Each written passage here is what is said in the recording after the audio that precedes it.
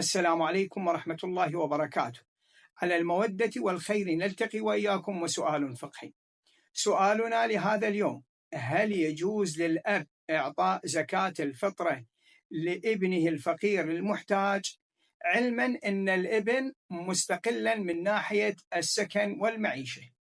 الجواب: لا يجوز إعطاء زكاة الفطرة لواجبي النفقة كالأب والأم والزوجة والأولاد والأحفاد والأصباط، حتى لو كان الابن متزوجا ومستقلا من ناحية السكن والمعيشة.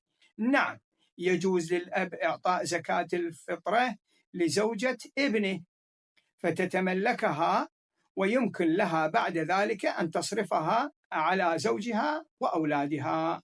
والحمد لله رب العالمين، وصل يا رب على محمد وآله الطيبين الطاهرين.